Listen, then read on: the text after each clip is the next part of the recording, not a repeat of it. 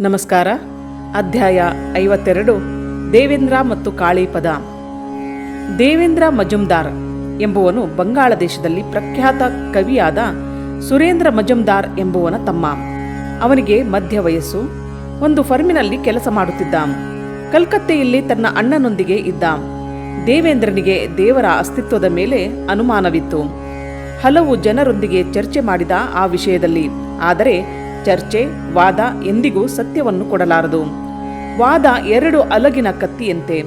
ಬೇಕಾದರೆ ಅದರ ಸಹಾಯದಿಂದ ಒಂದು ವಸ್ತುವನ್ನು ಖಂಡಿಸಬಹುದು ಅಥವಾ ಸಮರ್ಥಿಸಬಹುದು. ದೇವರಿದ್ದರೆ ಅವನನ್ನು ಸಾಕ್ಷಾತ್ಕಾರ ಮಾಡಿಕೊಳ್ಳಬೇಕೆಂದು ದೇವೇಂದ್ರ ತುಂಬ ಕಾತರನಾಗಿದ್ದ. ಪ್ರತಿದಿನ ದೇವರಿಗೆ ಪ್ರಾರ್ಥನೆ ಮಾಡುತ್ತಿದ್ದ. ಆಧ್ಯಾತ್ಮಿಕ ಜೀವನದಲ್ಲಿ ಒಬ್ಬ ಮಾರ್ಗದರ್ಶಕನನ್ನು ತೋರು ಎಂದು. ಅವನಿಗೆ ದೇವರ ಮೇಲೆ ವ್ಯಾಕುಲ ಜಾಸ್ತಿಯಾದಂತೆ ನಿದ್ರೆ ಕೂಡ ಬರುತ್ತಿರಲಿಲ್ಲ. ದೇವರಿದ್ದರೆ ಅವನು ನನಗೆ ಏತಕ್ಕೆ ಕಾಣಿಸಕೂಡದು ಎಂದು ಹಗಲು ರಾತ್ರಿ ಚಿಂತಿಸಿದ. ಒಂದು ದಿನ ಅವನು ಪ್ರಖ್ಯಾತ ವೈಷ್ಣವನಾದ ಭಗವಾನ್ ದಾಸ್ ಎಂಬುವನಿಂದ ಉಪದೇಶ ತೆಗೆದುಕೊಳ್ಳಲು ಖಾಲ್ನಾಕ್ಕೆ ಹೋಗಬೇಕೆಂದು ದೋಣಿಗಾಗಿ ಕಾಯುತ್ತಿದ್ದ. ದೋಣಿ ಸಿಕ್ಕಲಿಲ್ಲ. ಇವನು ಒಬ್ಬ ಸ್ನೇಹಿತನನ್ನು ನೋಡಬೇಕೆಂದು ಹೋದನು. ಅವನು ಮನೆಯಲ್ಲಿ ಇರಲಿಲ್ಲ. ಅವನ ಮೇಜಿನ ಮೇಲೆ ಇದ್ದ ಒಂದು ಪುಸ್ತಕವನ್ನು ತೆಗೆದು ನೋಡಿದ. ಅಲ್ಲಿ ಒಂದು ಹಾಳೆಯ ಕೆಳಗೆ ಇದ್ದ ಟಿಪ್ಪಣಿಯಲ್ಲಿ ಇದೇ ಅಭಿಪ್ರಾಯವನ್ನು ದಕ್ಷಿಣೇಶ್ವರದ ರಾಣಿ ರಾಸಮಣಿಯ ದೇವಸ್ಥಾನದಲ್ಲಿರುವ ಶ್ರೀರಾಮಕೃಷ್ಣ ಪರಮಹಂಸರು ಕೂಡ ವ್ಯಕ್ತಪಡಿಸುತ್ತಾರೆ ಎಂದು ಇತ್ತು. ಪರಮಹಂಸ ಎಂದರೆ ದೇವರನ್ನು ಕಂಡ ಒಬ್ಬ ಸಾಧು ಇರಬೇಕು. ಅವರು ನನಗೆ ದೇವರ ದರ್ಶನಕ್ಕೆ ಸಹಾಯ ಮಾಡಬಹುದು ಎಂದು ಆಗಲೇ ಅಲ್ಲಿಂದಲೇ ದಕ್ಷಿಣೇಶ್ವರಕ್ಕೆ ಹೊರಟ. ದೇವೇಂದ್ರ ದಕ್ಷಿಣೇಶ್ವರವನ್ನು ಸೇರಿದಾಗ ಮಧ್ಯಾಹ್ನ ಊಟದ ಸಮಯವಾಗಿತ್ತು. ಅವನು ದೋಣಿಯಲ್ಲಿದ್ದಾಗ ದಕ್ಷಿಣೇಶ್ವರದ ತೋಟದಲ್ಲಿ ಒಬ್ಬರು ಕೈಗೆ ಬ್ಯಾಂಡೇಜ್ ಕಟ್ಟಿಕೊಂಡು ಇದ್ದವರನ್ನು ಕಂಡಿದ್ದ. ದೋಣಿಯಿಂದ ಇಳಿದ ಮೇಲೆ ಹತ್ತಿರ ಇದ್ದ ಯಾರನ್ನು ಪರಮಹಂಸರು ಎಲ್ಲಿದ್ದಾರೆ ಎಂದು ಕೇಳಿದ. ಅವರ ಕೋಣೆಯನ್ನು ಯಾರೋ ತೋರಿದರು. ಅವನು ಕೋಣೆಗೆ ಹೋಗಿ ನೋಡಿದಾಗ ಅಲ್ಲಿ ಯಾರೂ ಇರಲಿಲ್ಲ. ವರಾಂಡದಲ್ಲೇ ಕಾದುಕೊಂಡಿದ್ದ. ಅಷ್ಟು ಹೊತ್ತಿಗೆ ಒಬ್ಬ ಸಾಧಾರಣ ಬಟ್ಟೆಯನ್ನು ಉಟ್ಟು ಅದರ ಒಂದು ಕೊನೆಯನ್ನು ತನ್ನ ಹೆಗಲ ಮೇಲೆ ಹೊದ್ದುಕೊಂಡಿದ್ದವರು ಬಂದರು. ತಾನು ದೋಣಿಯಲ್ಲಿದ್ದಾಗ ಕಂಡಿದ್ದ ಮನುಷ್ಯ ಇವರೇ ಎಂದು ನಿರ್ಣಯಿಸಿದ. ಇವರೇ ಪರಮಹಂಸರು ಇರಬೇಕು ಎಂದು ಭಾವಿಸಿದ. ಅವನು ಶ್ರೀರಾಮಕೃಷ್ಣರಿಗೆ ನಮಸ್ಕಾರ ಮಾಡಿದ. ಉತ್ತರ ದಿಕ್ಕಿನ ಕೋಣೆಗೆ ಬಾ ಎಂದು ಹೇಳಿದರು. ದೇವೇಂದ್ರ ತನ್ನ ಎಕ್ಕಡವನ್ನು ದೂರದಲ್ಲಿ ಬಿಟ್ಟು ಬರುತ್ತಿದ್ದ. ಆಗ ಶ್ರೀರಾಮಕೃಷ್ಣರು, ಅಷ್ಟು ದೂರ ಬಿಡಬೇಡ, ಯಾರಾದರೂ ಅದನ್ನು ಕದ್ದುಕೊಂಡು ಹೋಗಬಹುದು, ಹತ್ತಿರವೇ ಬಿಡು ಎಂದರು. ಶ್ರೀರಾಮಕೃಷ್ಣರು, ಎಲ್ಲಿಂದ ಬರುತ್ತೀಯಾ ಎಂದು ಕೇಳಿದರು. ಕಲ್ಕತ್ತೆಯಿಂದ ಎಂದು ದೇವೇಂದ್ರ ಹೇಳಿದ. ಆಗ ಶ್ರೀರಾಮಕೃಷ್ಣರು ತಮ್ಮ ಕೈಯನ್ನು ಕೊಳಲು ಬಾರಿಸುವಂತೆ ತೋರಿ, ನೀನು ಈ ದೇವರನ್ನು ನೋಡುವುದಕ್ಕೆ ಬಂದೆಯೋ ಎಂದು ಕೇಳಿದರು. ಅವನು, ಇಲ್ಲ, ನಿಮ್ಮನ್ನೇ ನೋಡಲು ಬಂದೆ ಎಂದ. ಶ್ರೀರಾಮಕೃಷ್ಣ, ಏನು, ನನ್ನನ್ನು ನೋಡಲು ಬಂದೆಯಾ? ನನ್ನಲ್ಲಿ ಏನಿರುವುದು ನೋಡು, ನಾನು ಕೈ ಮುರಿದುಕೊಂಡಿದ್ದೇನೆ. ಓ, ಅದೆಷ್ಟು ನೋಯುತ್ತಿದೆ ಎಂದು ಹೇಳಿ ದೇವೇಂದ್ರನಿಗೆ ತಮ್ಮ ಕೈಯನ್ನು ಮುಟ್ಟಿ ನೋಡುವಂತೆ ಹೇಳಿದರು. ಇಲ್ಲಿ ಏನಾದರೂ ಮೂಳೆ ಮುರಿದು ಹೋಗಿದೆಯೇನು ನೋಡು, ನನಗೆ ತುಂಬಾ ಯಾತನೆಯಾಗುತ್ತಿದೆ. ದೇವೇಂದ್ರ ಅವರ ಕೈಯನ್ನು ಮುಟ್ಟಿ ನೋಡಿ, ಇದು ನಿಮಗೆ ಹೇಗೆ ಆಯಿತು ಎಂದು ಕೇಳಿದ. ಅದಕ್ಕೆ ಶ್ರೀರಾಮಕೃಷ್ಣರು, ಕೆಲವು ವೇಳೆ ನಾನು ಒಂದು ವಿಚಿತ್ರ ಸ್ಥಿತಿಗೆ ಹೋಗುತ್ತೇನೆ. ಆ ಸಮಯದಲ್ಲಿ ಬಿದ್ದು ಬಿಟ್ಟೆ. ಏನಾದರೂ ಔಷಧಿಯನ್ನು ತೆಗೆದುಕೊಂಡರೆ ನೋವು ಜಾಸ್ತಿಯಾಗುವುದು. ಆದ ಕಾರಣವೇ ನಾನು ಔಷಧಿಯನ್ನೆಲ್ಲ ಬಿಟ್ಟು ಬಿಟ್ಟಿದ್ದೇನೆ. ಏನು, ಇದು ಗುಣವಾಗುವುದೇ ಎಂದು ಕೇಳಿದರು. ದೇವೇಂದ್ರ, ಹೌದು, ನಿಜವಾಗಿ ಗುಣವಾಗುವುದು ಎಂದ. ಶ್ರೀರಾಮಕೃಷ್ಣರಿಗೆ ನೋವೆಲ್ಲ ಹೋದಂತೆ ತೋರಿತು. ಹತ್ತಿರದಲ್ಲಿದ್ದವರಿಗೆ ಅವರು ಹುಡುಗನಂತೆ ಹೇಳಿದರು, ನೋಡಿ, ಕಲ್ಕತ್ತೆಯಿಂದ ಬಂದಿರುವ ಈ ಭದ್ರ ಮನುಷ್ಯ ನನ್ನ ಕೈ ಗುಣವಾಗುತ್ತದೆ ಎಂದು ಹೇಳುತ್ತಾನೆ. ದೇವೇಂದ್ರ ಶ್ರೀರಾಮಕೃಷ್ಣರ ದೇಹವನ್ನು ಮುಟ್ಟಿ ನೋಡಿದಾಗ ಅವರ ದೇಹ ಹೆಂಗಸಿನ ದೇಹದಂತೆ ಮೃದುವಾಗಿತ್ತು. ಈಗ ಅವರು ಮಾತನಾಡುವುದನ್ನು ಕೇಳಿದಾಗ ಎಳೆ ಹಸುಳೆಯಂತೆ ಅವರ ಮನಸ್ಸು ಇರುವುದನ್ನು ಕಂಡನು. ಆತ ಭಾವಿಸಿದ, ಏನು ವಿಚಿತ್ರ, ನನ್ನ ಮಾತಿಗೆ ಇವರು ಇಷ್ಟು ಬೆಲೆ ಕೊಡುತ್ತಿದ್ದಾರಲ್ಲ. ಒಬ್ಬ ಇಷ್ಟೊಂದು ಸರಳವಾಗಿರುವುದಕ್ಕೆ ಸಾಧ್ಯವೇ, ಅಥವಾ ಇದೆಲ್ಲ ಒಂದು ನಟನೆಯೇ ಎಂದು ಆಲೋಚಿಸಿದ. ಆದರೆ ಮಾತನಾಡುವಾಗ ಶ್ರೀರಾಮಕೃಷ್ಣರು ಭಗವತ್ ಪ್ರೇಮದ ವಿಷಯವನ್ನು ವಿವರಿಸಿದರು. ಹತ್ತಿರ ಇದ್ದ ಒಬ್ಬ ಭಕ್ತನಿಗೆ ಏನಾದರೂ ಪ್ರಸಾದವನ್ನು ದೇವೇಂದ್ರನಿಗೆ ಕೊಡುವಂತೆ ಹೇಳಿದರು. ಸ್ವಲ್ಪ ಹೊತ್ತಾದ ಮೇಲೆ ಶ್ರೀರಾಮಕೃಷ್ಣರು ಅವನಿಗೆ ಹೇಳಿದರು, ನೋಡು, ಅನೇಕ ಜನ ಗೌರವಸ್ಥ ಬ್ರಾಹ್ಮಣರು ಇಲ್ಲಿ ಊಟ ಮಾಡುತ್ತಾರೆ. ಇದೊಂದು ದೇವಸ್ಥಾನ. ಇಲ್ಲಿ ಊಟ ಮಾಡಿದರೆ ಏನು ಆಕ್ಷೇಪಣೆ ಇಲ್ಲ. ಆಗಲೇ ತುಂಬಾ ಹೊತ್ತಾಗಿದೆ, ಊಟ ಮಾಡಿ ಹೋಗು ಎಂದರು. ಶ್ರೀರಾಮಕೃಷ್ಣರು ರಾಮಲಾಲನನ್ನು ಕರೆದು ದೇವೇಂದ್ರನಿಗೆ ವಿಷ್ಣು ದೇವಸ್ಥಾನದ ಪ್ರಸಾದವನ್ನು ಕೊಡು ಎಂದರು. ಏಕೆಂದರೆ ಈತ ವಿಷ್ಣು ಭಕ್ತ. ರಾಮಲಾಲನ ಹತ್ತಿರ ದೇವೇಂದ್ರ ಮಾತನಾಡಿ ಶ್ರೀರಾಮಕೃಷ್ಣರಿಗೆ ಸಂಬಂಧಪಟ್ಟ ವಿಷಯವನ್ನು ತಿಳಿದುಕೊಂಡ. ಊಟವಾದ ಮೇಲೆ ಶ್ರೀರಾಮಕೃಷ್ಣರು ದೇವೇಂದ್ರನನ್ನು ನೋಡಿದರು. ಅವನ ಮುಖ ತುಂಬಾ ಸಪ್ಪೆಯಾಗಿತ್ತು. ಏತಕ್ಕೆ ಹೀಗಿದ್ದೀಯಲ್ಲ, ನಿನಗೆ ಅನಾರೋಗ್ಯವೇ ಎಂದು ಕೇಳಿದರು. ದೇವೇಂದ್ರನಿಗೆ ಹಿಂದಿದ್ದ ಮಲೇರಿಯಾ ಜ್ವರ ಪ್ರಕೋಪಿಸಿತ್ತು. ಶ್ರೀರಾಮಕೃಷ್ಣರು ಬಾಬುರಾಮನಿಗೆ ದೇವೇಂದ್ರನನ್ನು ಕಲ್ಕತ್ತೆಗೆ ಕರೆದುಕೊಂಡು ಹೋಗಿಬಿಡು ಎಂದರು. ಹೋಗುವಾಗ ದೇವೇಂದ್ರನಿಗೆ ಗುಣವಾದ ಮೇಲೆ ಬಂದು ನೋಡು ಎಂದರು. ದೇವೇಂದ್ರ ಮನೆಗೆ ಹೋದವನು 6 ವಾರಗಳು ಕಾಯಿಲೆಯಾಗಿ ಪಟ್ಟಾಗಿ ಮಲಗಿದ. ಬಹುಶಃ ಟೈಫಾಯ್ಡ್ ಅವನಿಗೆ ತಾಕಿರಬೇಕು ಎಂದು ಕಾಣುವುದು. ಜ್ವರದ ಸನ್ನಿಯಲ್ಲಿದ್ದಾಗ ಶ್ರೀರಾಮಕೃಷ್ಣರ ಹೆಸರನ್ನು ಹೇಳುತ್ತಿದ್ದ. ಕೆಲವು ವೇಳೆ ಪ್ರಜ್ಞೆ ಬಂದಾಗ ಕಣ್ತೆರೆದು ನೋಡಿದರೆ ಪಕ್ಕದಲ್ಲಿ ಶ್ರೀರಾಮಕೃಷ್ಣರು ಕುಳಿತುಕೊಂಡಿರುವುದನ್ನು ನೋಡುತ್ತಿದ್ದ. ವಾಸಿಯಾದ ಮೇಲೆ ತಾನು ಕಂಡದ್ದೆಲ್ಲ ಬರೀ ಭ್ರಮೆ ಇರಬೇಕು ಎಂದು ಅದಕ್ಕೆ ಏನೂ ಬೆಲೆ ಕೊಡಲಿಲ್ಲ. ದಕ್ಷಿಣೇಶ್ವರಕ್ಕೆ ಹೋಗಲೇ ಇಲ್ಲ. ಅಲ್ಲಿಗೆ ಹೋಗಿದ್ದಕ್ಕೆ 6 ವಾರಗಳು ಜ್ವರ ಬಂದು ಮಲಗಬೇಕಾಯಿತು ಎಂದು ಭಾವಿಸಿದ. ಆದರೆ ಅಲ್ಲಿಗೆ ಹೋಗಿದ್ದರಿಂದಲೇ ಇವನು ಕಾಯಿಲೆಯಿಂದ ಮೇಲೆದ್ದಿರಬಹುದು. ಇಲ್ಲದೆ ಇದ್ದರೆ ಅವನು ರೋಗದಿಂದ ಸಾಯುತ್ತಲೇ ಇದ್ದನೇನೋ. ಆದರೆ ಅವನ ಮನಸ್ಸು ಹೀಗೆ ಆಲೋಚಿಸಲಿಲ್ಲ. ಕೆಲವು ತಿಂಗಳಾಯಿತು. ದೇವರನ್ನು ಸಾಕ್ಷಾತ್ಕಾರ ಮಾಡಿಕೊಳ್ಳಬೇಕೆಂಬ ಆಸೆ ಈಗ ಮೊದಲಿನಷ್ಟು ತೀವ್ರವಾಗಿರಲಿಲ್ಲ. ಪೂರ್ತಿಯಾಗಿ ಬಿಟ್ಟು ಹೋಗಿರಲಿಲ್ಲ.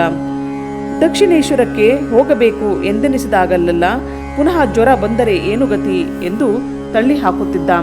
ಇವನು ಮನೆಯಲ್ಲೇ ಗಾಯತ್ರಿ ಜಪ ಮಾಡತೊಡಗಿದ. ಇದರಿಂದ ಅವನಲ್ಲಿ ಮಂದಗಾಮಿಯಾಗಿದ್ದ ಭಗವತ್ ಸಾಕ್ಷಾತ್ಕಾರದ ಭಾವನೆ ಮತ್ತೆ ತೀವ್ರವಾಯಿತು. ಆದರೂ ದಕ್ಷಿಣೇಶ್ವರಕ್ಕೆ ಹೋಗಲು ಮನಸ್ಸು ಮಾಡಲಿಲ್ಲ. ಅವನು ಒಂದು ದಿನ ಆಫೀಸಿನಿಂದ ಬರುತ್ತಿದ್ದಾಗ ತನ್ನ ಸ್ನೇಹಿತನ ಮನೆ ಹತ್ತಿರ ನಿಂತ. ಸ್ನೇಹಿತ ಹೊರಗೆ ಹೋಗಿದ್ದ. ಅವನನ್ನು ಕಾಯುತ್ತಿರುವಾಗ ಹತ್ತಿರ ಇದ್ದ ಅಂದಿನ ಪತ್ರಿಕೆಯನ್ನು ಓದತೊಡಗಿದ. ಅಲ್ಲಿ ಶ್ರೀರಾಮಕೃಷ್ಣ ಪರಮಹಂಸರು ಅಂದಿನ ಸಾಯಂಕಾಲ ಬಾಗ್ ಬಜಾರಿನಲ್ಲಿರುವ ಬಲರಾಮ ಬೋಸರ ಮನೆಗೆ ಭಕ್ತಾದಿಗಳನ್ನು ನೋಡುವುದಕ್ಕೆ ಬರುತ್ತಾರೆ ಎಂದಿತ್ತು. ಇದನ್ನು ನೋಡಿದ ತಕ್ಷಣ ಶ್ರೀರಾಮಕೃಷ್ಣರನ್ನು ಅಲ್ಲಿಗೆ ನೋಡಲು ಹೋದ. ಹಿಂದೆ ಒಂದು ಸಲ ಇದೇ ಸ್ನೇಹಿತನ ಮನೆಯಲ್ಲಿ ಅವನಿಲ್ಲದಾಗ ಅವನ ಮೇಜಿನ ಮೇಲೆ ಇದ್ದ ಪುಸ್ತಕವನ್ನು ತಿರುವಿ ಹಾಕುತ್ತಿರುವಾಗಲೇ ಒಂದು ಹಾಳೆಯಲ್ಲಿ ಶ್ರೀರಾಮಕೃಷ್ಣರ ಹೆಸರನ್ನು ಕಂಡು ಅವರನ್ನು ನೋಡಲು ಹೋದದ್ದು. ಜೀವನದಲ್ಲಿ ಕೆಲವು ವೇಳೆ ಯಾವುದೋ ಕಶ್ಚಿತ್ ಘಟನೆಗಳು ನಮ್ಮ ಜೀವಮಾನವನ್ನೇ ರೂಪಿಸುವಂತೆ ತೋರುವುದು. ಇದನ್ನು ಲಘುವಾಗಿ ನೋಡಿದರೆ ಅದೊಂದು ಕೆಲಸಕ್ಕೆ ಬಾರದ ಘಟನೆ. ಆದರೆ ದೇವರು ಯಾವುದೋ ಕೆಲಸಕ್ಕೆ ಬಾರದ ಘಟನೆಯನ್ನೇ ನಿಮಿತ್ತವಾಗಿ ಮಾಡಿಕೊಂಡು ನಮ್ಮ ಜೀವನಕ್ಕೆ ಪ್ರವೇಶಿಸುತ್ತಾನೆ. ದೇವೇಂದ್ರ ತನ್ನ ಸ್ನೇಹಿತನ ಮನೆಯಿಂದ ನಡೆದುಕೊಂಡು ಹೋಗಿ ಸಂಜೆಯ ಹೊತ್ತಿಗೆ ಬಲರಾಮ ಬೋಸನ ಮನೆಯನ್ನು ತಲುಪಿದ. ಅಲ್ಲಿ ಅನೇಕ ಜನ ಭಕ್ತರು ನೆರೆದಿದ್ದರು.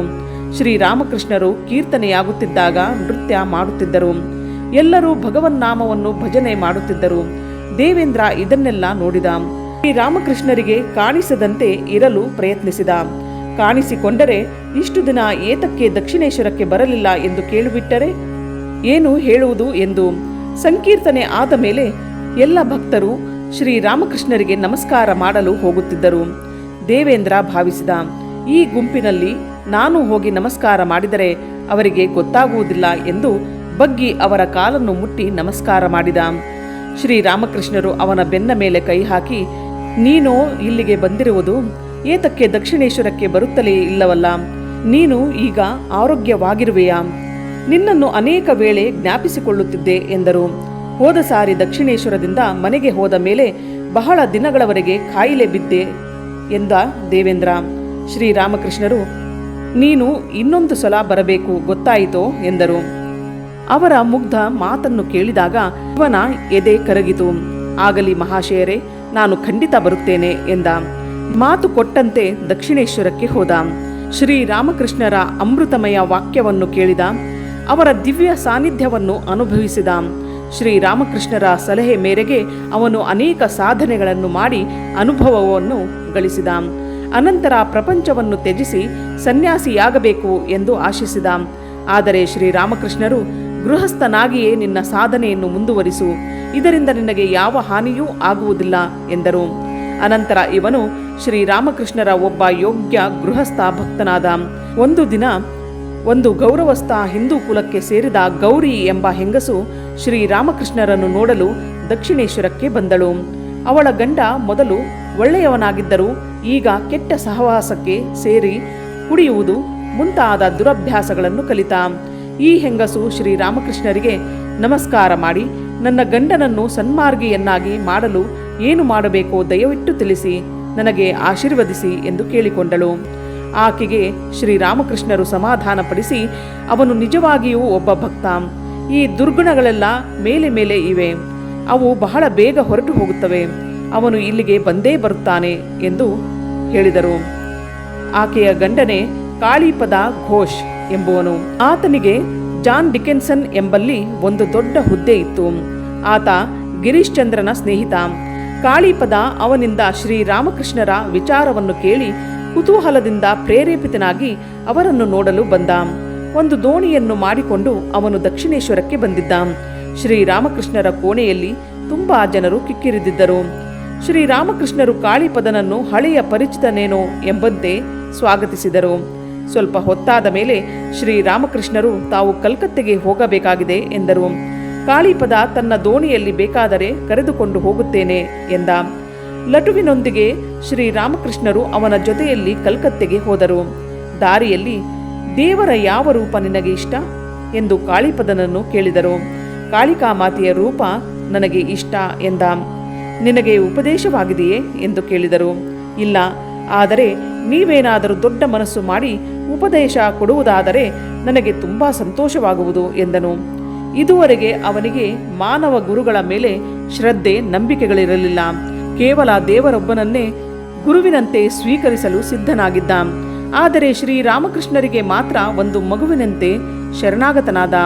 ಅವನ ನಾಲಗೆಯನ್ನು ತೆಗೆಸಿ ಶ್ರೀರಾಮಕೃಷ್ಣರು ಒಂದು ಮಂತ್ರಾಕ್ಷರವನ್ನು ಅದರ ಮೇಲೆ ಬರೆದು, ಇದೇ ನಿನ್ನ ಉಪದೇಶ ಎಂದರು. ಎಲ್ಲೋ ಕೆಲವು ಅಪರೂಪ ವ್ಯಕ್ತಿಗಳಿಗೆ ಶ್ರೀರಾಮಕೃಷ್ಣರು ಈ ರೀತಿ ಉಪದೇಶ ಕೊಡುತ್ತಿದ್ದರು. ದೋಣಿ ಕಲ್ಕತ್ತೆಯನ್ನು ಮುಟ್ಟಿತು. ಆದರೆ ಶ್ರೀರಾಮಕೃಷ್ಣರು ತಾವು ಯಾರ ಮನೆಗೂ ಹೋಗಬೇಕಾಗಿಲ್ಲ, ಬೇಕಾದರೆ ಕಾಳಿಪದನ ಮನೆಗೆ ಬರುವುದಾಗಿ ಹೇಳಿದರು. ಕಾಳಿಪದ ತುಂಬ ಸಂತೋಷದಿಂದ ತನ್ನ ಮನೆಗೆ ಕರೆದುಕೊಂಡು ಹೋದ. ಒಳಗಿದ್ದ ಅವನ ಹೆಂಡತಿ ಗೌರಿಗೆ ತನ್ನ ಗಂಡನು ಅನಿರೀಕ್ಷಿತವಾಗಿ ಶ್ರೀರಾಮಕೃಷ್ಣರೊಡನೆ ಮನೆಗೆ ಬಂದದ್ದನ್ನು ನೋಡಿ ಆಶ್ಚರ್ಯ ಆನಂದಗಳುಂಟಾಯಿತು. ಆಕೆ ಹಿಂದೆ ಶ್ರೀರಾಮಕೃಷ್ಣರನ್ನು ಬೇಡಿಕೊಂಡಿದ್ದು ಈಗ ಈಡೇರಿತು. ಕಾಳಿಪದ ಅನಂತರ ವೀರಭಕ್ತರ ಗುಂಪಿಗೆ ಸೇರಿದ ಶ್ರೀರಾಮಕೃಷ್ಣರ ನಿಷ್ಠಾವಂತ ಭಕ್ತರಲ್ಲಿ ಒಬ್ಬನಾದ. ಅಧ್ಯಾಯ 52 ಮುಗಿಯಿತು.